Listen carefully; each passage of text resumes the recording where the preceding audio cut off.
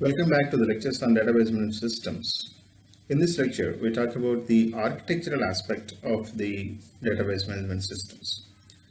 In the previous lecture, we talked about the levels of abstraction, that is visualizing the entire database abstractly at three levels, end level, user level or view level, logical level and physical level.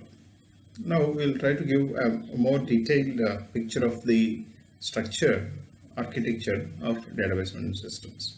Not only that, let us see how it functions actually with respect to the queries that we operate.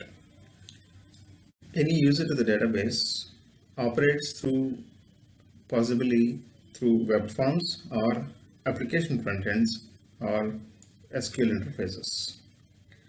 If, for example, if a user is trying to interact with the database through a web page or the internet, then he will be entering the information or accessing the information through the web application that was developed, web form that is developed to access the database.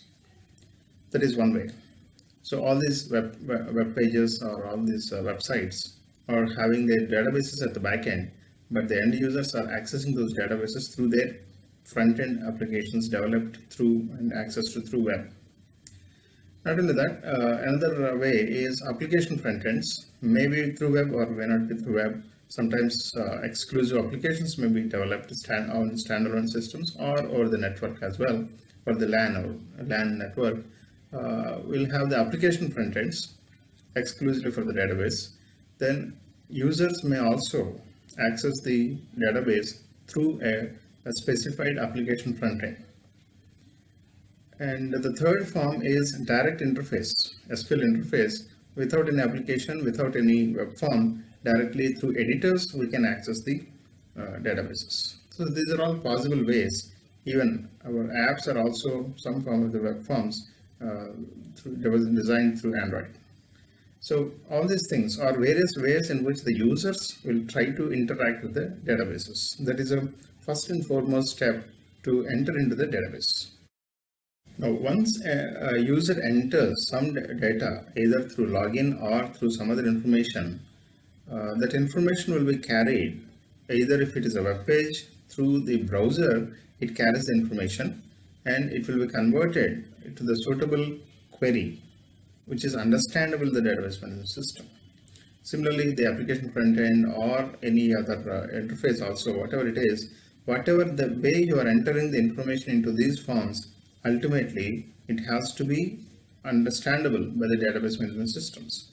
And the only language, there should be a language that deals with the database management system that is called a structured query language. A exclusively dedicated language is designed for any RDBMS system that we talked about in the RDBMS system in the last lecture, that a structured query language will be there. So whatever you want to, in however form you want to interact with the database, you have to interact through that SQL only. But the end user need not know the SQL part. The application front ends or the web forms will take the inputs from the end users. They will convert that information into the suitable SQL forms, and that will be communicated to the databases. If it is a SQL interface, directly there we have to enter the SQL structured query language inputs. So in either way, whatever information that are giving, ultimately that is being converted into the structured query language part. Once it is converted into the structured query language, parsers will be there or interpreters will be there, which as part of the SQL, there are three types of interpreters: data definition language, data manipulation language, and data control language. So based on the SQL commands, it tries to interpret which type of command it is, and these interpreters will interpret the corresponding commands through a step-by-step process. So first, the query will be parsed. That means it is dissected into smaller parts and it identifies the important aspects of that query. Which table it wants to access, what is the output that is to be given, and what are the conditions. Once the parser identifies the individual parts of the query, and then it will be sent to the optimizer, where the querying process will be optimized. Various step-by-step methods and algorithms are there to optimize the query, and suitable optimization process will be carried out on this query, and it minimizes the effort that is needed to be put into this answer the query or the user's request. Once the optimization is done, and it will be sent to the plan executor. The plan executor will try to create a step-by-step process, try to evolve a step-by-step process in terms of the operators, and a tree-like structure will be created in terms of the operators that are to be used, and it identifies the step-by-step process to be followed to answer the query or to process the query rather. And the plan executor, once it prepares a plan, then operator evaluator will be sent to the operator evaluator, and it identifies what are the operators that are present in this entire operation and in which sequence these operators are to be used. All these things will be carried out in the operator evaluator. So once this entire plan of action and the operator evaluation is done, then it will go to the next step. This entire 4-step process can be thought of as a query evaluation engine. Once the query enters, it parses, then it optimizes for the minimization of effort, and then creates a plan of action, and then identifies the suitable operators that are to be operated for this plan of action. So this entire thing comes under query evaluation engine. Once plan executor identifies the set of tables in which data is present for the required query, and the plan executor operator evaluator identifies the operations that are needed to be performed on these tables. Ultimately, these tables are residing on the hard disk in the form of data files. So again, we need to access those files. There comes the requirement of file access methods. Using a specified file access methods, first it identifies the data files. It has to identify the data files where actually these tables are present, and it sends a communication. The file access methods, following the file access methods, it sends a communication to the buffer manager. The role of buffer manager is to allocate some memory available buffer space to accommodate the required files which the file access methods are requesting. So it identifies the suitable space that is required. It allocates some buffer space, and the buffer manager will store some buffer space, and then the buffer manager requests a disk space manager for the grant of access to those files, and the disk space manager then identifies the actual location of that file on the hard disk. Once the disk space manager identifies the actual location of the file, then it brings that file into the buffer, a copy of that file into the buffer. Buffer manager will again report to the file access methods that the file is ready for the action, right? So this kind of activity will go on with respect to once the plan executor finishes off its action, identifies the suitable tables. So by this time in the buffer, the required files, data files, are present with the required tables. This is another stage. Once the data is ready in the buffer manager, as per the plan of action that was created by the plan executor, and as per the operator evaluator sequence, operations will be performed on these tables according to the plan, prescribed plan. So step-by-step process will be implemented, and information will be extracted for the given query. Once that output is generated, again that will be given back to the web forms or application front ends or SQL interfaces. The required output will be presented to the end users again. Once that information is given back, this buffer manager now has to clear the buffer. So it automatically clears the buffer, and it sends a message to the disk space manager. In this process, there are several options available. In the sense, just if there is no modification of the data, it is only a read-only copy, then buffer will clear it off automatically. Whereas if some kind of modification, writing process is done on the files, that means data is modified. Whatever data is there on the hard disk now has been brought to the buffer, and if it is modified by the query, then it has to be validated and again sent back to the hard disk. That process has to be there. So that validation process has to take place, and then it has to send back to the disk space manager through disk space manager to a suitable location again for the updated information to be stored. So this kind of action has to take place. For each query, this kind of actions are to be followed up right from web forms to the disk space manager. All these steps will necessarily has to follow. Now, the real-time scenarios consist of several users simultaneously operating on the database.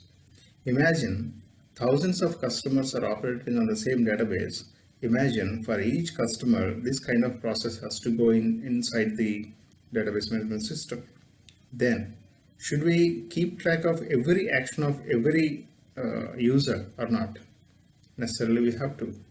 So this is exactly where we need a transaction manager.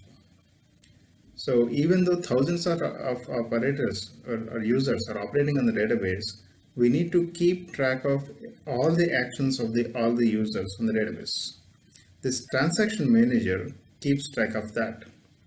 Whenever a user enters, the transaction manager invokes or starts a recording process of the actions of the user until the customer or the user leaves the database.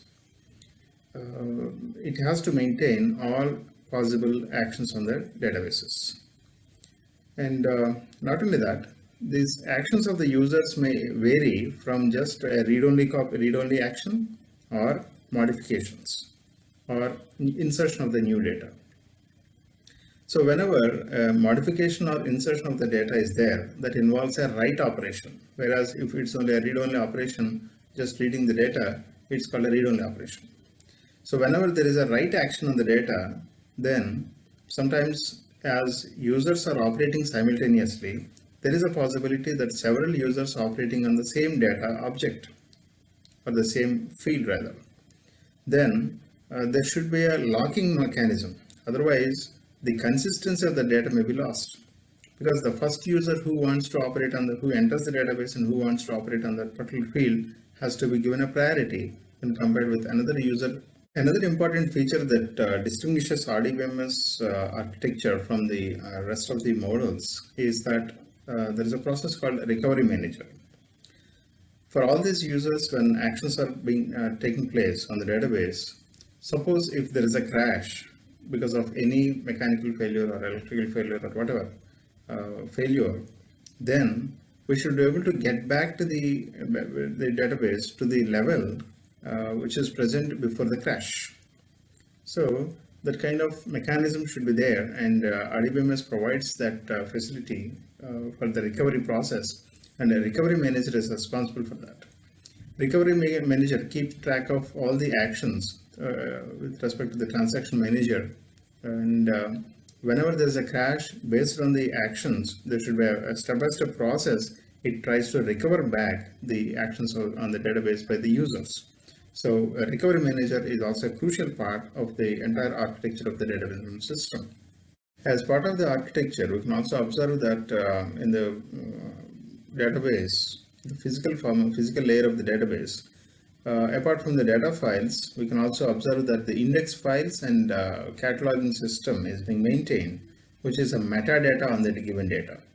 So on the data files, first the cataloging system is maintained and index file also maintained. The use of this is whenever the disk space manager wants to access the file, then it identifies the suitable location in the cataloging system. In the catalog, it identifies the suitable location, then so that the search process will be minimized to identify the location. Not only that, it identifies the suitable index file, and it identifies the indexes corresponding to the query.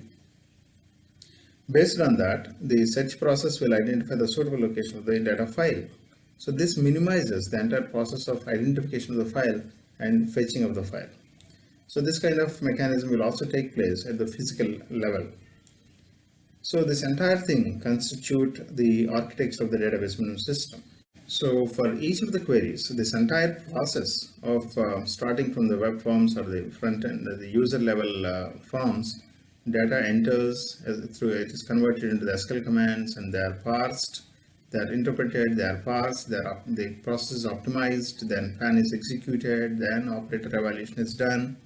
Then it comes to the file access method. File access method asks for the buffer manager. Buffer manager again in turn asks for the disk space manager. Disk space manager in turn depending on the cataloging and index files, identifies the suitable location of the corresponding data files. These data files are fetched under the buffer space. Buffer in the buffer, as per the plan executor, it operates on the query, and it gives you it creates the output answer to that, and the answer is presented back through these web forms to the end user. Not only that, if the data is modified, these modified files are again written back onto the hard disk, again by updating the catalogs and updating the index files at suitable location. These data files are replaced. This entire process keeps on going for each of the query of each of the user. So imagine the complexity. If several users are operating on the database, all this process continuously runs. To support this mechanism, again we have on one side the transaction manager keeps track of all the actions of all the queries, and lock manager will keep on issuing the locks on the data objects based on the requests, based on the requirements, and releases the locks on the database objects. Similarly, the recovery manager will keep on running. Whenever there is a crash, it tries to recover back through a step-by-step process. It tries to recover back the database to the required level, or where it is before the crash. So this kind of mechanism will continuously going on the entire architecture of the database management system.